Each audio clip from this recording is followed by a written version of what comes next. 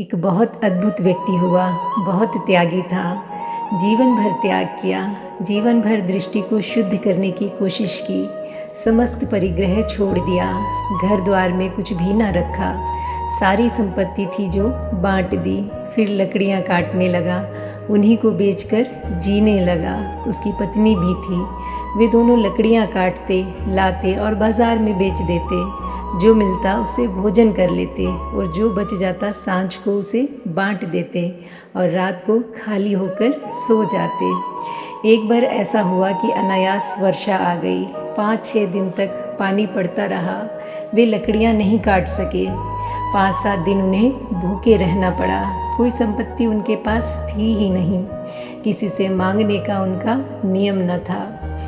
जब 5-7 दिन के बाद धूप खुली और वे लकड़ियां काटने जंगल में गए, जब वे लकड़ियां काटकर भूखे और थके और सिर पर गठरियां बांधे हुए लौट रहे थे तो रास्ते में एक घटना घटी।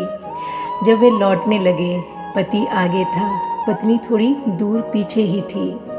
पति ने राह के किनारे देखा कि किसी राहगीर की स्वर्ण की थैली गिर गई है। उसकी मोहरें चारों तरफ बिखरी हुई हैं, कुछ उसके भीतर हैं। तो उसके मन में तभी ख्याल हुआ कि मैंने तो स्वर्ण पर विजय पा ली है, मैंने तो स्वर्ण का त्याग कर दिया है, लेकिन मेरी पत्नी है, अभी अज्ञानी है, ज़्यादा उसे ज्ञान नहीं, ज़्यादा पढ़ी लिखी नहीं, 7 दिन की भूखी है, थकी मांदी है, लकड़ियाँ ढोकर घर आ रही है। कहीं मन में उसके मोह ना आ जाए कि उठा ले तो जीवन भर का कष्ट दूर हो जाएगा, कहीं विचार ही आ जाए तो व्यर्थ पाप हो जाएगा। उसने देखा कि पत्नी अभी दूर है। जल्दी से उन मोहरों को उठाया, गड्ढे में डालकर मिट्टी से ढक दिया। वह ढक भी नहीं पाया था और पत्नी आ गई और उसने पूछा, कैसे रुके हो, क्या कर रहे हो? सत्य बोलने का नियम था, सत्य बोलने का व्रत था, इसलिए अब असत्य भी नहीं बोल सकता था। उसे बताना पड़ा, उसे कहना पड़ा कि यहाँ ऐसा हुआ था। स्वर्ण की मोहरें पड़ी थी। मेरे मन को हुआ कि मैंने तो स्वर्ण पर विजय पा ली, मैं तो त्यागी हूँ, लेकिन तू है अज्ञानी और तुझे पता नहीं, तुझे यह पता नहीं कि स्वर्ण का मोह अगर मन में पैदा हो जाए तो पाप हो जाएगा।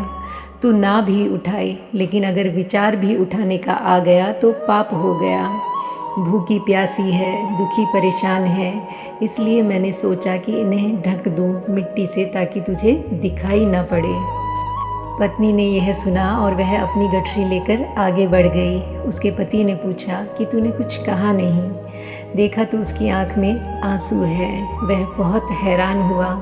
उसने कहा कि रोने की क्या बात है? क्या तेरे मन में मोह आ रहा है कि वे रुपए मैंने क्यों गड़ा दिए, मिल क्यों ना गए? क्या उसकी पीड़ा तुझे सता रही है? उस स्त्री ने कहा कि नहीं, पीड़ा मुझे यह हो रही है कि तुम्हें अभी भी स्वर्ण दिखाई पड़ता है। मैं तो हैरान हो गई कि तुम मिट्टी पर मिट्टी डाल रहे हो और कह रहे हो कि सोने पर मिट्टी डाल रहा हूँ। वह स्वर्ण तुम्हें दिखाई पड़ता है। जीत अभी पूरी हुई नहीं। यह त्यागी की दृष्टि है कि सोने पर मिट्टी डाल दो कि दिखाई न पड़े। वह भोगी की दृष्टि है कि मिट्टी पर सोना ढक लो कि मिट्टी दिखाई न पड़े। त्यागी की दृष्टि है कि सोने पर मिट्टी डाल दो कि सोना दिखाई न पड़े। भोगी की दृष्टि है कि जहाँ मिट्टी है वहाँ भी सोने से मढ़ दो कि मिट्टी दिखाई न पड़े, सोना ही सोना दिखाई पड़े, मिट्टी ही मिट्टी दिखाई पड़े। ऐसी उनकी दृष्टियाँ हैं। अब यह तीसरी दृष्टि है। यह तीसरी दृष्टि बड़ी दूसरी बात है। सोने को छोड़ना नहीं, सोना अर्थहीन हो जाना चाहिए।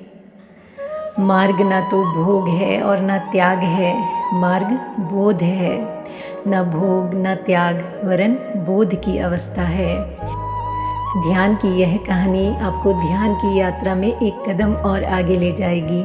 इसी शुभ आकांक्षा के साथ thank you God and thank you universe.